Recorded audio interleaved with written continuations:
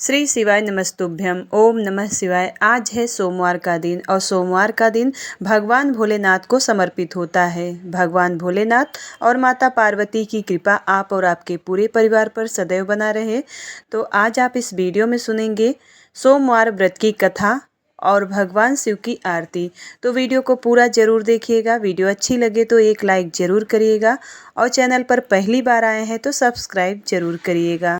जो भक्त सोमवार का व्रत करते हैं उन्हें सोमवार की व्रत की कथा पढ़ना या सुनना जरूर चाहिए। भगवान भोलेनाथ और माता पार्वती का ध्यान करते हुए इस पावन और परम कल्याणकारी कथा का श्रवण करते हैं।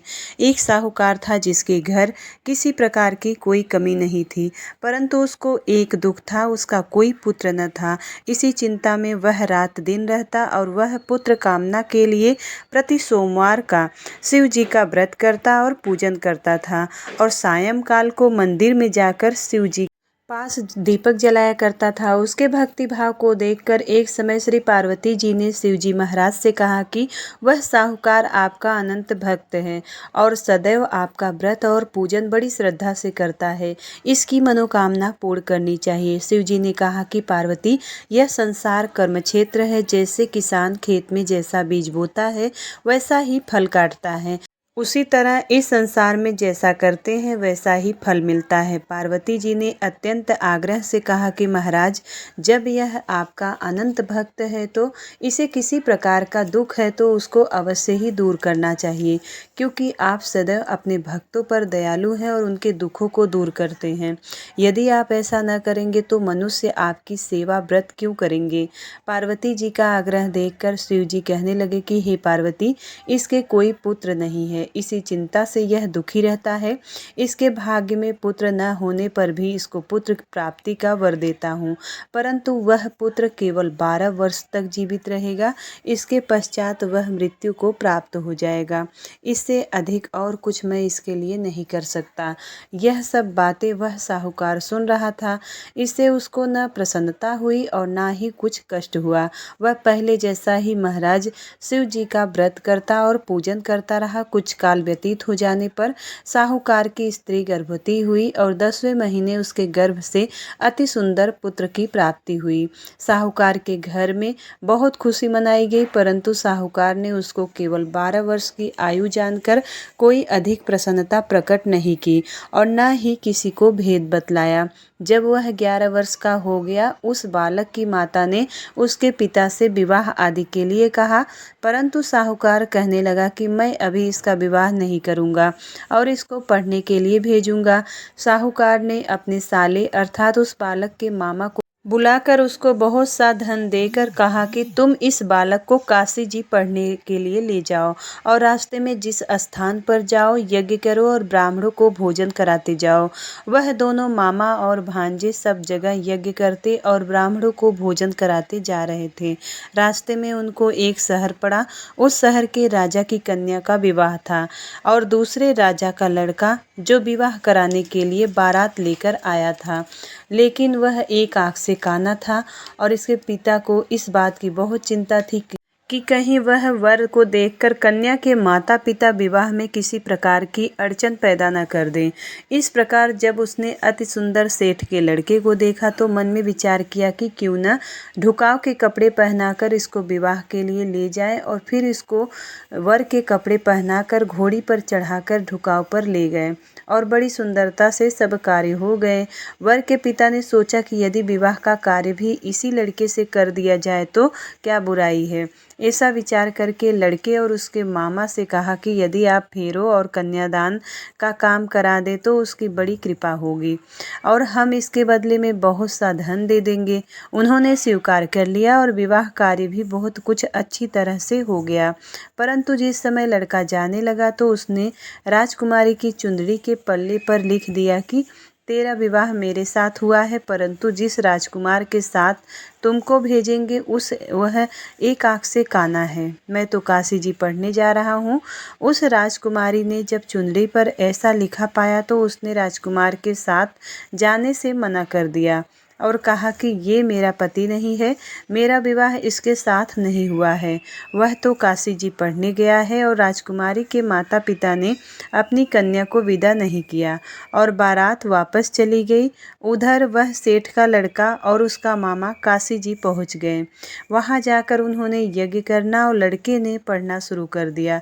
जब लड़के की आयु 12 साल की हो गई तब एक दिन उन्होंने यज्ञ किया था, रचा था कि लड़के ने अपने मामा से कहा कि मामा जी आज तो मेरी तबीयत ठीक नहीं है। मामा ने कहा अंदर जाकर सो जाओ। लड़का अंदर जाकर सो गया और थोड़ी देर के बाद में ही उसके प्राण पखेरु उड़ गए। जब उसके मामा ने आकर देखा कि वह तो मुर्दा पड़ा है तो उसको बहुत दुख हुआ। उसने सोचा कि मैं अभी रोदना पीटना मचा दूंगा तो यज्ञ का कार्य अधूरा रह जाएगा। अतः उसने जल्दी से यज्ञ का कार्य समाप्त किया और ब्राह्मणों के जाने के बाद रोतना पीटना आरंभ कर दिया। संयोग बस उसी समय शिव पार्वती उधर से जा रहे थे। पार्वती जी कहने लगी कि महाराज कोई दुखिया रो रहा है, इसके कष्टों को दूर करो। तब शिव जी बोले कि इसकी आयु इतनी ही थी, सो भोग चुका। पार्वती ने कहा कि महाराज कृपा करके इस बालक को और आयु दो, नहीं तो इसके माता पिता तड़प तड़प कर मर जाएंगे। पार्वती जी के इस प्रकार बार बार आग्रह करने पर शिव जी ने उसे जीवन दान दिया और शिव जी की कृपा से वह लड़का जीवित हो गया। शिव पार्वती कैलाश चले गए। तब इस प्रकार यज्ञ करते हुए लड़का व उसका मामा अपने घर की ओर चल पड़े। रास्ते में उसी शहर में गए जहाँ पर उसका विवाह हुआ था। वहाँ आकर यज्ञ किया तो लड़के के ससुर ने पहचान लिया कि अपने घर महल में जाकर बड़ी खातिर के साथ बहुत दास दासियों सहित आदरपूर्वक लड़की और जमाई को विदा किया। जब वह अपने शहर के निकट आए तो मामा ने कहा कि मैं पहले तुम्हारे घर जाकर सबको खबर करता हूँ।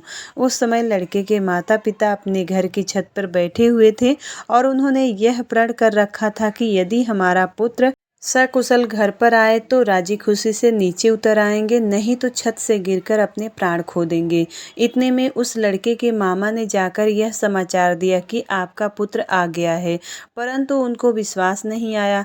तब उनके मामा ने शपथ पूर्वक कहा कि आपका पुत्र अपनी स्त्री के साथ बहुत सारा धन साथ में लेकर आया हुआ है। तो सेठ और सेठानी ने आनंद के साथ उसका स्वागत किया और बड़ी प्रसन्नता से रहने लगे।